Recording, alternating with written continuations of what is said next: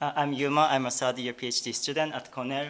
I'm presenting this paper called Long-Term Effects of Catastrophic Drought Insurance, which is a joint work with a big research team who have been involved in these projects. Chris from Cornell, Nathan from Edinburgh, Caroline and Harry from Utrecht, and Rupsha and Niels from International Livestock Research Institute in Nairobi. So the motivation of this research starts from the observation that the uninsured catastrophic aggregate shocks have negative long-term implications, particularly for a lot of dimensions such as education, health, and assets. Particularly when shocks hit the households, that types of shocks destroy productive assets at home, and it also reduces human capital investment, particularly with detrimental effects, particularly when it happens early in life. But just being exposed to such disaster risk may induce risk-averting behaviors, including precautionary savings, which could be in kind. And if that in kind requires care, it has a child labor implications as well. In particular, in the presence of poverty trap, there might not be a recovery for such exposure to the risk. Literature had identified that insurance market failures are one of the most important reasons for such catastrophic risk to have an adverse impact, but the evidence on the long-term effects of insurance is lacking. Therefore, we ask, does the insurance against catastrophic covariate shocks impact long-run household well-being outcomes? So what we do, we particularly investigate the long-term effects of a catastrophic drought insurance product, which we focus on index-based livestock insurance in East Africa 10 years after its initial introduction. So we were able to track 82% of the original baseline households, and we pre-specified main outcomes, including income, assets, productive strategies, and human capital accumulation. In terms of identification, we leverage randomized encouragement design to let people purchase insurance with a discount to identify the local average treatment effects of insurance coverage on the pre-specified outcomes. And within the paper, we particularly investigate the robustness to potential inter-household spillovers within the village, given the context that they have an informal risk-sharing arrangement.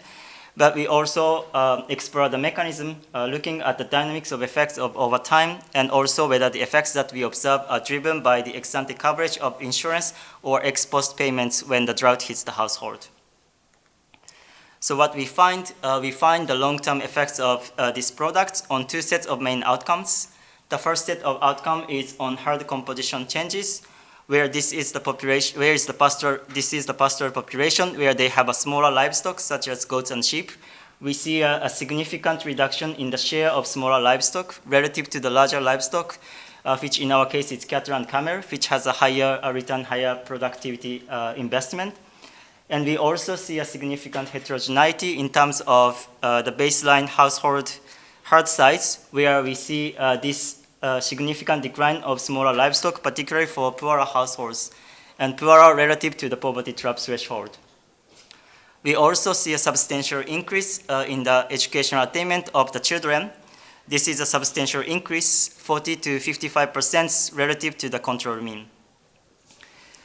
We first rule out that these effects are not driven by these effects are driven by the recent uptake of insurance, because there was no supply in these villages, and these impacts are driven by the ex-ante behavior changes. Because you are insured, you can invest more in higher risk, higher return activities, not by the ex-post indemnity payments.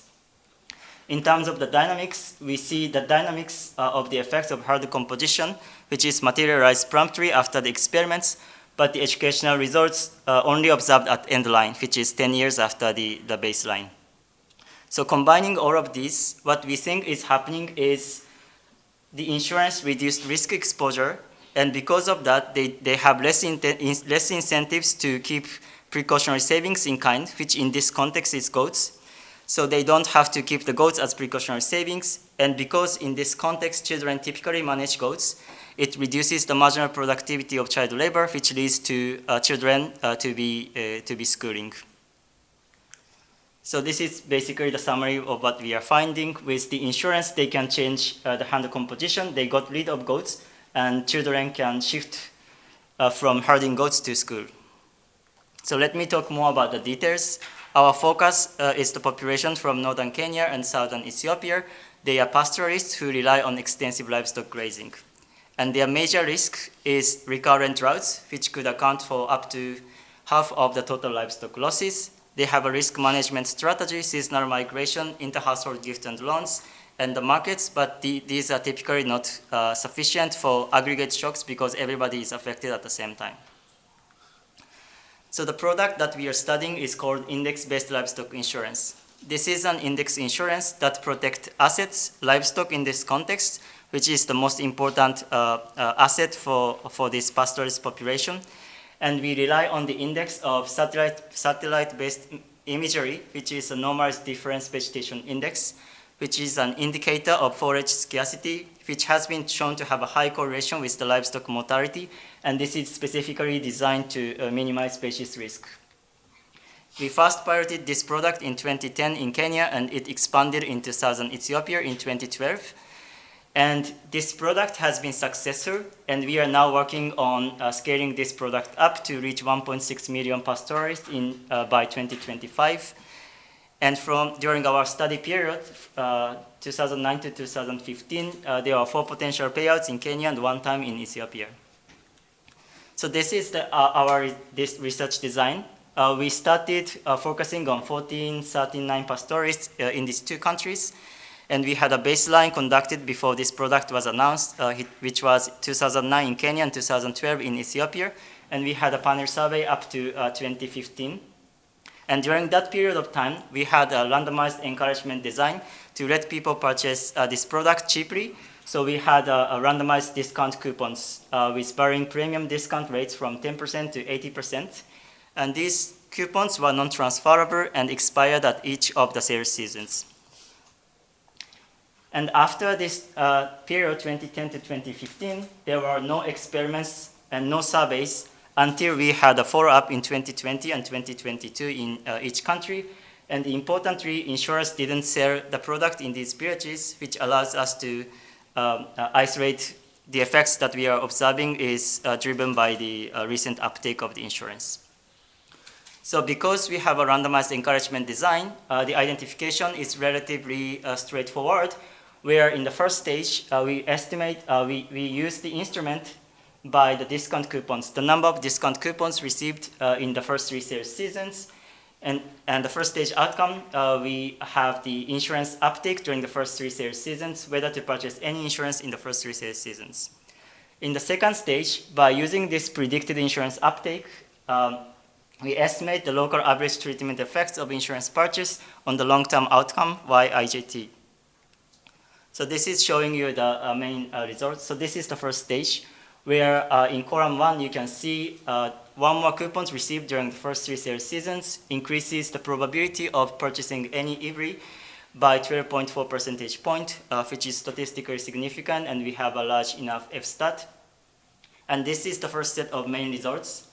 In column 2, as you can see, we see a significant reduction in the share of smaller livestock by 21 percentage point. In columns 3 to 8, I'm showing you the number of animals, and what we find is there is a significant heterogeneity based on the hard sites in the baseline.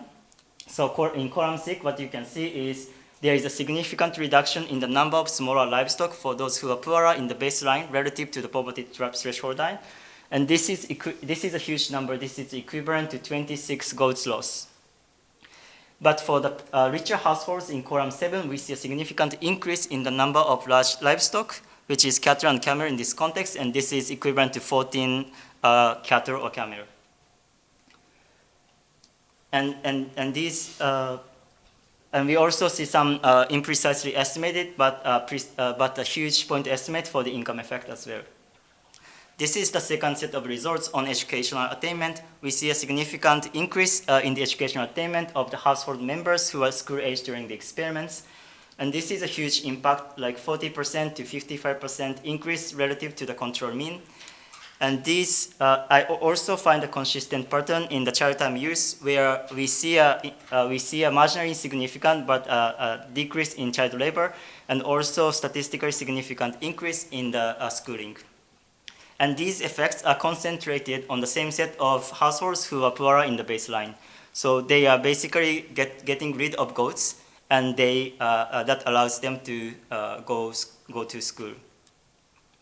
So this is what I have talked about in terms of the robustness that we are particularly worried about, because in this context, people have an informal risk-sharing arrangement. So, for example, if we think about the case where I got a discount coupons, and my friend in the same village purchased insurance, and if that affects my outcome, it's a violation of sattva or exclusion restriction. So what we were trying to do is to controlling for these spillover effects by leveraging a random variation in the intensity of the encouragement received by my friend in the same village. So basically controlling for the discount coupons in the village and instrumenting it to estimate the insurance uptake in the same village, and controlling for this, we still have the same main results, and our main results are robust. So let me talk about the mechanism. So first I want to talk about the dynamics. So we had two sets of main results. The first one is hard composition results. And what we see is the effects is materialized right after the experiment, and it's already significant 3 years after the experiment.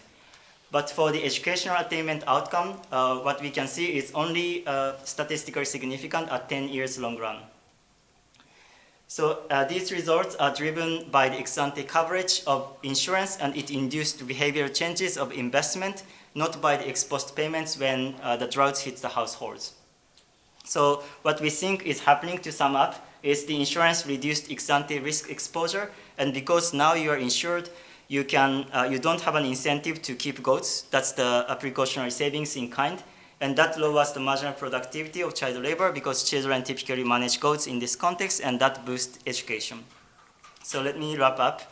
So we studied the long-term effects 10 years after its inception of this product called index-based livestock insurance, and we see a significant change, basically the significant reduction in the smaller livestock, particularly for poorer households, and we also see a corresponding statistically and economically significant increase in human capital accumulation. And these effects are mainly attributable to the ex-ante behavioral changes. So therefore, what we conclude is the insurance can mitigate long-term effects of catastrophic drought on human capital accumulation. Thank you very much.